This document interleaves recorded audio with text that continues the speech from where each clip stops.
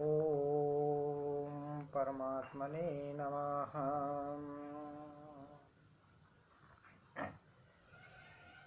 अपर्याप्तं तदस्माकं बलं भीष्मविरक्षितं पर्याप्तं त्वेदमेतेषां बलं भीमाविरक्षितं। वह हमारी सेना पांडवों पर विजय करने में अपर्याप्त है, असमर्थ है, क्योंकि उसके संरक्षक भीष्म है। परंतु इन पांडवों की सेना हमारे पर विजय करने में पर्याप्त है, समर्थ है, क्योंकि इसके संरक्षक निज सेना पक्षपाती भीमसेन है। अपर्याप्तम तदस्माकं बलम भीष्माभिरक्षितम। अधर्म अन्याय के कारण दुर्योधन के मन में भय होने से वह अपनी सेना के विषय में सोचता है कि हमारी सेना बड़ी होने पर भी, अर्थात पांडवों की अपेक्षा 4 अक्षुणी अधिक होने पर भी पांडवों पर विजय प्राप्त करने में है तो असमर्थ ही, कारण कि हमारी सेना में मतभेद है, उनमें इतनी एकता, संगठन, निर्भयता, निसंकोचता नहीं है जितनी कि पांडवों की सेना में है। हमारी सेना के मुख्य संरक्षक पितामह भीष्म उभय पक्षपाती हैं, अर्थात उनके भीतर कौरव और पांडव दोनों सेनाओं का पक्ष है। वे कृष्ण के बड़े भक्त हैं, उनके हृदय में युधिष्ठिर का बड़ा आदर है, अर्जुन पर भी उनका बड़ा स्नेह है, इसलिए वे हमारे पक्ष में रहते हुए भी भीतर से पांडवों का भला चाहते हैं। वे ही भीष्म हमारी सेना के मुख्य सेनापति हैं। ऐसी दशा में हमारी सेना पांडवों के मुकाबले में कैसे समर्थ हो सकती है? नहीं हो सकती।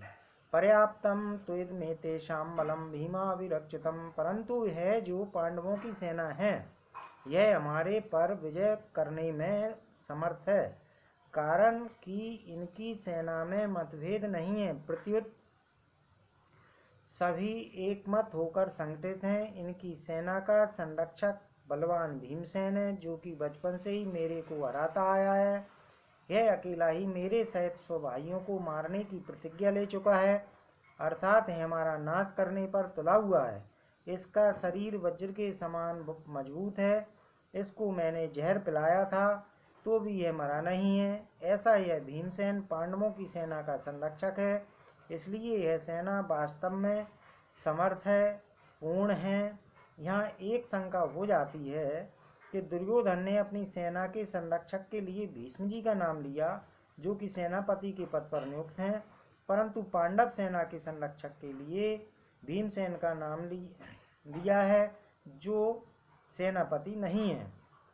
इसका समाधान यह है कि दुर्योधन इस समय सेनापतियों की बात नहीं सोच रहा है, किंतु दोनों सेनाओं की शक्ति के विषय में सोच रहा है कि किस सेना की शक्ति अधिक है। दुर्योधन पर आरंभ से ही भीमसेन की शक्ति का बलवत्ता का अधिक प्रभाव पड़ा हुआ है, अतः वह पांडव सेना के संरक्षक के लिए भीमसेन का ही नाम लेता है। विशेष बात, अर्जुन कौरव सेना को देखकर किसी के पास न जाकर हाथ में धनुष उठाते हैं, पर दुर्योधन पांडव सेना को देखकर द्रोणाचार्य के पास जाता है और उनसे पांडवों की व्यूह रचना युक्त सेना को देखने के लिए कहता है। इससे सिद्ध होता है कि दुर्योधन के मन में भय बैठा हुआ है।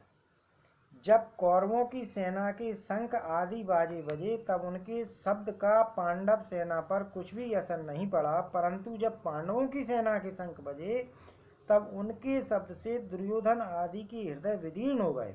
इससे सिद्ध होता है कि अधर्म अन्याय का पक्ष लेने के कारण दुर्योधन आदि के हृदय कमजोर हो गए थे और उनमें भय बैठा हुआ था। भीतर में भय होने पर भी वह 40 से द्रोणाचार्य को प्रसन्न करना चाहता है, उनको पांडवों के विरुद्ध उकसाना चाहता है, कारण कि दुर्योधन के हृदय में अधर्म है, अन्याय है, पाप है। अन्यायी पापी व्यक्ति कभी निर्भय और सुख शांति से नहीं रह सकता, यह नियम है।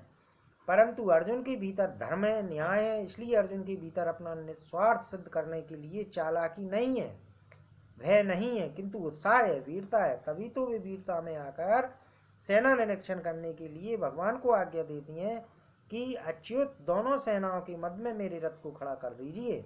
इसका तात्पर्य है कि जिसके भीतर नाशवान धन संपत्ति आदि का आश्रय आधार है और जिसके भीतर अधर्म अन्याय दुर्भाव है, उसके भीतर वास्तविक बल नहीं होता है, वह भीतर से खोखला होता है और वह कभी निर्भय नहीं होता, परंतु जिसके भीतर अपने धर्म का पालन है और भगवान का आश्रय है वह कभी भयभीत नहीं होता। उसका बल सच्चा होता है, वह सदा निश्चिंत और निर्भय रहता है। अतः अपना कल्याण चाहने वाले साधकों को अधर्म, अन्याय आदि का सर्वथा त्याग करके और एकमात्र भगवान का आश्रय लेकर भगवत प्रीत्यर्थ अपने धर्म का अनुष्ठान करना चाहिए।